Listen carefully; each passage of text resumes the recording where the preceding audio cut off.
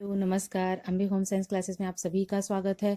तो पिछले वीडियो में मैं आप लोगों को मानव अस्थि संस्थान व संधियां से संबंधित कुछ महत्वपूर्ण टॉपिक आप लोग को समझाई थी कि अस्थि संस्थान का अर्थ क्या होता है, ये कितने प्रकार की होती हैं, ये आपके शरीर में किस किस आकार की होती हैं।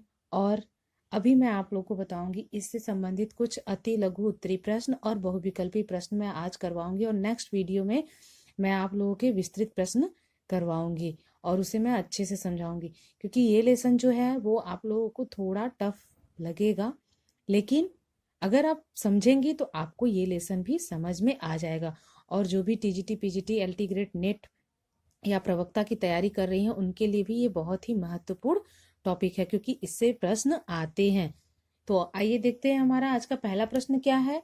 मानव शरीर में लंबी अस्थियां कहाँ कहाँ पाई जाती है। मैंने आप लोगों को बताया था ना, मानव शरीर में जो लंबी अस्थियां हैं वो बाहों और टांगों में, यानी आपके हाथ की बाहों में और पैर की टांगों में पाई जाती है। दूसरा प्रश्न है, मेरुदंड की छोटी अस्थियों को क्या कहते हैं। मेरुदंड की छोटी अस्थियों को कशेरुकाएं कहते हैं। तीसरा है, मेरुदंड में कितनी कशेरुकाएं होती हैं। तो एक वयस्क व्यक्ति के मेरुदंड में 26 कशेरुकाएं होती हैं। चौथा प्रश्न है, अस्थि संधि से क्या आशय है। तो अस्थि संधि से क्या आशय है, जहां दो या दो से अधिक अस्थियां परस्पर संबद्ध होती हैं उस स्थान को अस्थि संधि कहते हैं। पांचवा प्रश्न है, शरीर में अस्थि संधियों की क्या उपयोगिता है। तो जो अस्थि संधियां होती है वो हमारे शरीर को गति प्रदान करती है। जो पिछले वीडियो में मैं आप लोगों को समझाई थी वही सारे प्रश्न इसमें हैं, उससे कुछ भी अलग नहीं है। अगर आप लोगों ने पिछला वीडियो नहीं देखा है तो एक बार आप देख लीजिए, आपको समझ में आ जाएगा। छठा प्रश्न है, शरीर में मूल रूप से कितने प्रकार की संधियां पाई जाती हैं, अथवा अस्थि संधि के प्रकार क्या है। तो मैंने आप लोग को बताया था ना कि शरीर में मूल रूप से दो प्रकार की संधियां पाई जाती हैं, एक अचल संधि होती है और एक चल संधि होती है। सातवां प्रश्न है, चल तथा अचल संधि में क्या अंतर है। तो चल तथा अचल संधि में गति का अंतर है। सभी चल संधियों में कोई न कोई निर्धारित गति होती है, इससे भिन्न अचल संधियों में किसी प्रकार की कोई गति नहीं होती है। आठवां प्रश्न है, शरीर में कंकाल की क्या उपयोगिता है। तो शरीर में कंकाल के मुख्य 4 कार्य हैं। पहला क्या है, ये प्रश्न है, कंकाल तंत्र के 4 प्रमुख कार्य लिखना है। तो शरीर में कंकाल तंत्र के बहुत सारे कार्य हैं। पहला है, कंकाल ही शरीर को आकार देता है। जैसे एक मूर्ति को जो है जब मूर्तिकार बनाता है तो सबसे पहले उसे आकार देने के लिए वो क्या करता है, बांस या लकड़ी का प्रयोग करता है। वैसे ही हमारे शरीर में भी हड्डियां हमारे शरीर को आकार प्रदान कर। दूसरा है दृढ़ता, तीसरा गति तथा कुछ कोमल अंगों को सुरक्षा प्रदान करती हैं। जैसे हमारी पसलियां जो होती हैं ये सब क्या करते हैं, शरीर के सुरक्षा प्रदान करती हैं। कंकाल से ही मांसपेशियां जुड़ी रहती हैं। और 9वां प्रश्न है, अचल संधि का क्या अर्थ है, यह शरीर में कहाँ पाई जाती है। तो जब दो या दो से अधिक अस्थियां मिलकर ऐसा जोड़ बनाए जो हिल डुल ना सके तो यह जोड़ अचल संधि कहलाती है। जैसे खोपड़ी में अचल संधि पाई जाती है। ऑब्जेक्टिव देख लीजिए, अस्थि संस्थान का कार्य। अस्थि संस्थान क्या करता है, शरीर को आकृति एवं दृढ़ता प्रदान करता है, रक्त कणों का निर्माण करता है, शरीर को गति प्रदान करता है, और ये सभी। तो इसमें क्या सही होगा हमारा, ये सभी। दूसरा है, अस्थि संस्थान में कुल अस्थियां होती हैं। कितनी होती हैं, ये तो आप सब लोग बता देंगे, 206 अस्थियां होती हैं। तीसरा है, कोहनी का जोड़ कौन सा जोड़ कहलाता है। तो कोहनी का जो जोड़ होता है वो धुराग्र या कब्जेदार, फिसलने वाला या फिर खूंटीदार, कौन सा जोड़ कहलाता है कोहनी का। तो कोहनी का जो जोड़ होता है वो कब्जेदार होता है। चौथा है, कंधे के स्थान पर किस प्रकार की अस्थि संधि पाई जाती है।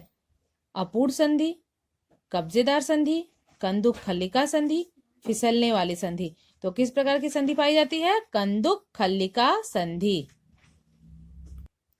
पांचवा है कपाल की अस्थियों में किस प्रकार की संधियां पाई जाती है? चल संधि, अचल संधि, फिसलने वाली संधि या अनावश्यक संधि।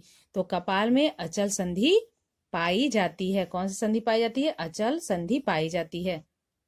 छठा है अस्थि का कड़ापन किस तत्व के कारण होता है? लौह तत्व, सोडियम, मैग्नीशियम, कैल्शियम। तो आप सबको पता है अस्थि का जो कड़ापन होता है वो कैल्शियम के कारण होता है। मनुष्य के शरीर में कितनी पसलियां होती हैं? 32, 12, 24 या फिर 28। तो कितनी होती हैं? 24 पसलियां होती। अगर जोड़ी पूछता है तब आप 12 बताएंगी और सिर्फ संख्या पूछा है तो 24। आठवां है बच्चों में मेरुदंड में कितनी अस्थियां होती हैं? 30, 35, 33 या फिर 40। तो बच्चों में होती है 33।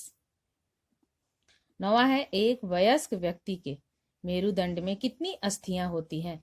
तो वयस्क व्यक्ति के मेरुदंड में 20, 22, 24 या फिर 26। कितनी होती हैं? 26। बच्चों में जो है उनके मेरुदंड में 33 होती हैं और वयस्क व्यक्ति में क्या होती हैं? 26। क्योंकि आपको मैं बताया था ना कि बच्चों में अस्थियों की संख्या ज्यादा होती है, जैसे जैसे वो बड़े होते हैं कुछ कुछ अस्थियां जो होती हैं उनकी जुड़ जाती हैं। 10वां है घुटना किस प्रकार की अस्थि का उदाहरण है? कंदुक खल्लिका, चूलदार जोड़, कीलदार जोड़ या फिसलने वाला जोड़। तो कौन सा है? चूड़दार हिंज जोड़।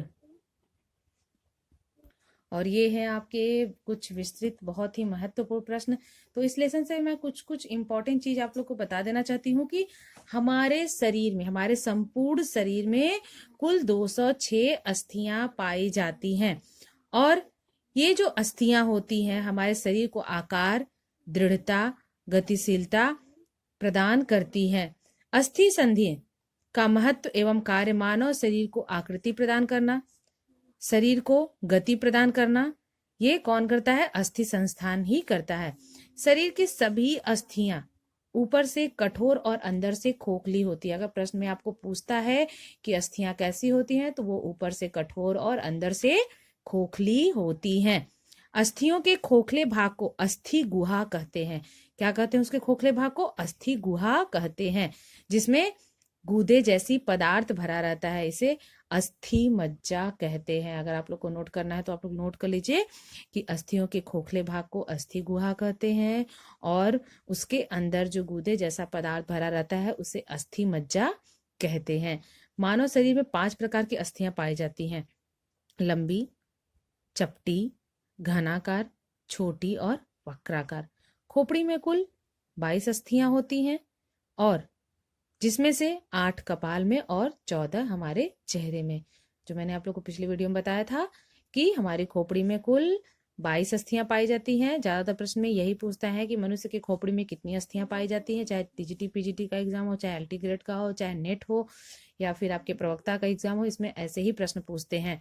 या तो फिर आपके यूपी बोर्ड में ऑब्जेक्टिव ऐसा दे देता है कि मनुष्य के खोपड़ी में कुल कितनी अस्थियां पाई जाती है, तो 22 अस्थियां पाई जाती हैं, जिसमें से 8 आपके कपाल में होती है और 14 चेहरे में होती है। कितनी होती है? 14 चेहरे में होती।